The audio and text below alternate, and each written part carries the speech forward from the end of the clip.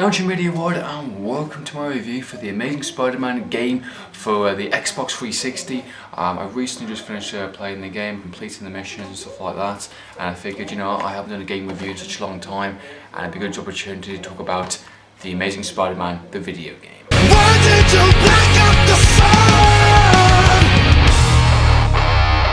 The Amazing Spider-Man game is available on PlayStation 3, Xbox 360 and PC. It was released around at the same time as the first Amazing Spider-Man, the actual movie reboot. It's sort of like a sequel to the events that happened with that movie, and just its own kind of thing with its own story and with side quests and things like that, and its own kind of Marvel characters that we haven't seen yet.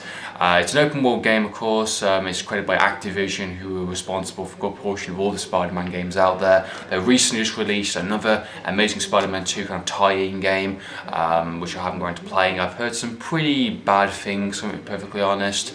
These games aren't specifically anything special. The only reason I wanted to play this game is after watching Amazing Spider-Man 2, the film, after being heavily disappointed. I just wanted to play some Spider-Man game and have a bit of fun and do some bit of web slinging kind of thing. It's an open world game. You play Spider-Man. That by itself is pretty cool, and the fact you're swinging around a city is just a really fun thing to do after a while. The storyline for this game basically follows after the events of the actual movie, not too long after, and basically there's a virus basically outbreaking the entire city.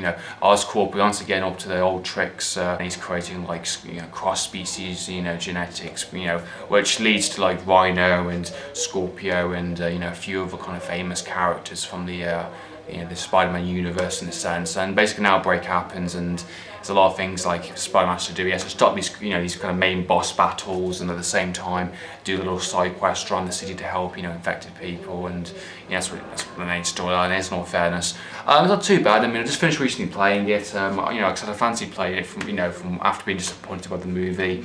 And if you like basically being Spider-Man, swinging around the city, then you're definitely gonna have fun with it. For the price I paid for it, it was okay. It's not a game you're gonna keep after.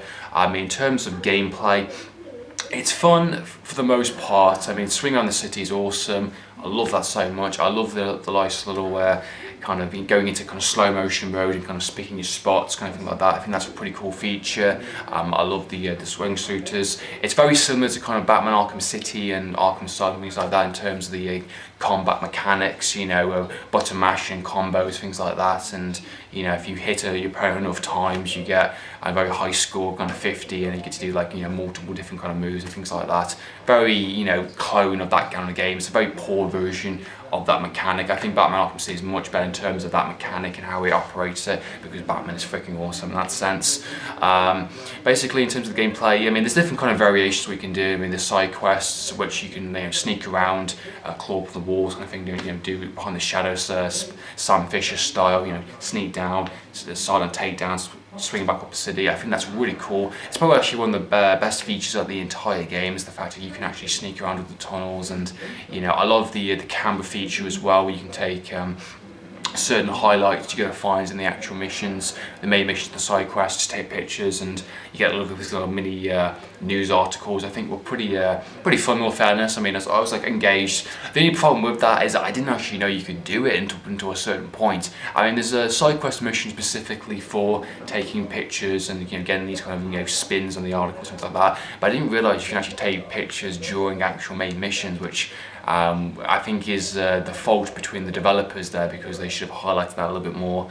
The game is very kid friendly. It's for all ages practically. It's designed to be for kids, and clearly it's a bit of fun. The dialogue is very cheesy and not the best voice acting, if I'm being perfectly honest. The person who plays Peter Parker as Spider-Man, it was better in the first kind of opening missions. The first couple of missions I felt was really funny in terms of writing, in terms of him kind of voice acting, because they do reference a couple of movies and other characters and things like that. I thought were pretty snappy, pretty funny, as Spider-Man should be. But after a while, you get to see the same kind of one-liners like "whoa, yeah," during the swinging, and the same stuff over and over again, and it's kind of like, oh, this is getting boring now, and his voice becomes very tedious, especially between some of the more emotional scenes. There's a certain scene in the actual game where He thinks Gwen Stacy is, maybe perhaps dead or whatever, but it's not massively a spoiler, for perfectly honest, because we all know that she isn't going to be. But it's just so cringe-worthy, it's kind of like laughable in that sense. So yeah, don't go in for the voice acting for sure. The storyline for the actual game is not too bad in all fairness, considering it's a sequel after the events of The Amazing Spider-Man, the reboot. I felt they could have done, a worse job in a sense. There's some elements in it which actually genuinely did surprise me. It went into kind of like a prototype 2 kind of scenario during the kind of the final missions in a sense.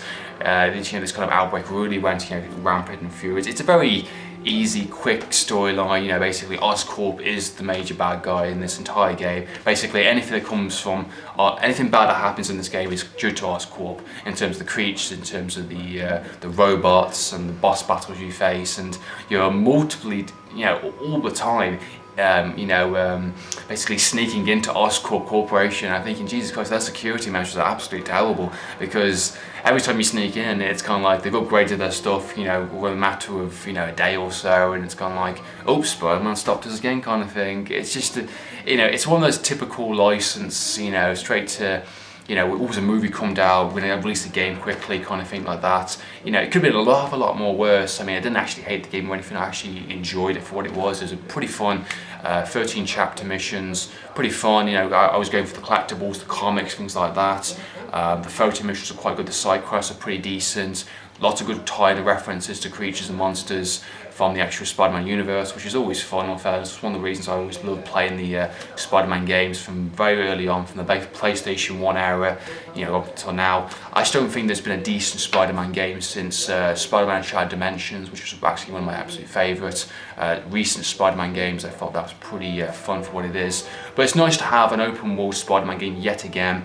The fact you can swing around cities is pretty cool, but at the same time, the city is lifeless. It's quite boring atmospherically. It's very much reminds me again of Prototype in that sense of, it's cool to have so many powers and do so much stuff, but it doesn't make it a game which is worth coming back to all the time. I played Prototype 1 and 2, and I've played them, and I'm not going to play them again because they just get boring after a while. Having so many powers and doing so much stuff after a while gets extremely boring, and has the same effect on this. I mean, I finished the game now. I'm going to go back and do a couple more, 1 or 2 side quests that I probably missed. I get through these extra achievements, then I'm going to get rid of it. It's as simple as that. But would I recommend the game? I would say yeah, for sure. I mean, if you're in the Spider-Man mood, definitely recommend playing it. It's a bit of fun. It's not technically terrible or anything. I'm not quite sure what to make out for the Amazing Spider-Man 2, the actual licensed video game. Heard some pretty bad stuff, but I might play it when it comes a bit cheaper in price, or if I get into trading deal, things like that. So yeah, the Amazing Spider-Man straight-to-DVD game is available on Xbox, PlayStation 3 and PC. Go and check it out if you're interested in playing a Spider-Man game. It's pretty fun in that regard. So there you go folks, it's been my review for the Amazing Spider-Man. I hope you enjoyed watching this review. What do you think of the game? Do you think it's good? Do you think it's valid? Some opinions? Comment down below. So in the meantime, Andrew from UTV, thank you.